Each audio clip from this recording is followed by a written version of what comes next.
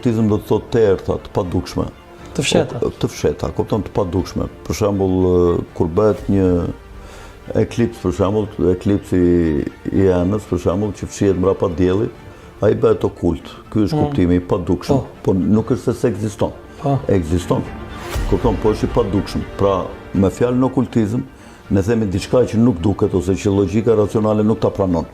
Për shembull, po ti theshë dikujt në vitin 1990, jo para 30 vjetësh, që do vit dita që do flasim me vllajën në Amerikë, live, me telefon, me kamera, do ta shikojmë, do na tregojë shtëpinë. Kjo do të ishte të vrisin me gur, kupton? Domethënë, po në qoftë se ose për shembull ka vende të prapambetura në tokë që s'kan parë avion ndonjëherë me sy. Ka shumë vende të prapambetura në Afganistan, domethënë, ku diun në këto zonat e thella që s'kalon një avion. E ti thuash dikujt për shembull që s'ka parë një avion me sy që udhëtimi më i shpejt bëhet me avion, ai nuk të beson, thotë, çfarë po thotë ky, kupton? Domethënë shumë gjëra që ekzistojnë ose që kanë ekzistuar edhe më përpara. Në qoftë se kjo teoria e racave që e mbrojnë shumë studius të okultit është e vërtet, atëherë kjo tregon që jeta është ciklike. Domethënë një lloj race shkon në disa nivele të larta zhvillimi, për arsye siç po ndodh tash për shembull, që jemi në prag të një lufte bërthamore që edhe mund të ndodh, ose po s'ndodhi sot, mund të ndodh një ditë tjetër, se ato armët bërthamore nuk i kanë bërë për t'i mbajtur në muzeum ata, kupton? Një ditë edhe mund t'i lëshojnë kundër njëri tjetrit dhe mund të ndodhë një katastrofë e madhe. Për shembull, rusët thonë që ne mund të zhdukim Anglinë me një bombë, thonë në oqean, po ta hedhim atje Atlantik mbi Anglinë, e mbytim gjithë Anglinë me tsunami, thotë që mund të vejë dallga 1800-2000 metra, kupton, ne zhdukim gjithë Anglinë.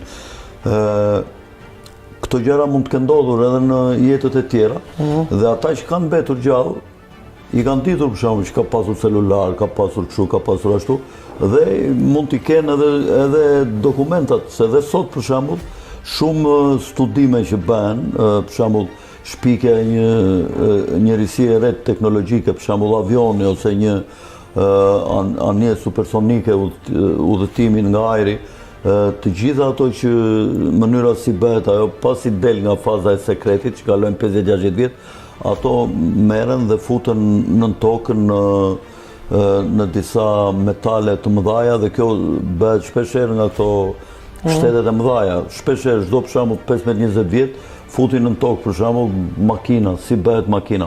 Dhe këta mendojnë që një ditë ndoshta për shembull nga një luftë e madhe ose nga një katastrofë që mund të ndodhë, njerëzimi mund të bjerë në një errësirë shumë të madhe dhe ata që do ngelen mund të kthehen në epokën e Shkopit, po ama kur të bien në kontakt me këtë lloj informacioni, kuptojnë që janë brenda, ai do t'i ndihmojë për shembull të bëjë një helikopter, të bëjë një nëndecë, sigurisht. Kështu do të përsëritet prapë jeta. Po, dhe tashi ata që i dinë këto gjëra dhe që u tregojnë fëmijëve të tyre një rrethit të ngushtë, vllazëror, kupton? I dinë, por nuk i bëjnë dot sepse duhet të bëhet një mënyra e derdhjes hekurit që ti të bësh skela për të bërë pallate, kupton? Po mos ngritë furnaltat, po mos vite, çdo gjë do vi që shkallë të ndihmohet gjithë procesi teknologjik që ata të arrijnë atje ku i kanë dijet që mund të bëhen dhe se si bëhen, po që duhet të ndërtojnë shkallët e para derisa të vesh shkallët lartë, se nuk mund të vesh dot direkt të ndërtoj shkallën lartë, kupton? Dhe tash gjatë kohës që këta ngjiten lart, një grup i vogël njerëzish nga jetët e mëparshme i di sekretet edhe se ku do arrijnë, edhe mënyrën për shembull që mbas paras monedhë që do jetë ari dhe argjendi si metale të ralla që ata i dinë nga jetët e mëparshme, do vëmë ke para e letër nëpërmjet paras letër, do ngrem bangat nëpërmjet bankave, do bëjmë monopolin, kupton? Dhe në qoftë se ka grupe të cilat duan ta shkatrojnë njerëzimin për shkak të rritjes së madhe të numrit të popullsisë që është shqetësim për tokën, atëherë ata çfarë bëjnë? Ndjekin modelet që parat letër të hidhen nëpër qendra të mëdha urbane që gjithë njerëzit të vënë në 2-3 qytete, 80-90%, dhe 10% jenë në zona rurale. Dhe në qoftë se nesër ndodh një goditje organizuar me armë bërthamore, të cilat këta njerëz i kanë bërë për të goditur, këta vetë mund të fshihen në tokë për 15 vjet, 20 vjet. Poshtë në tokë ka qytete të mëdha të ndërtuara prej tyre, hotele me pesye, me ushqime, me ushqime për 50 vjet, 100 vjet.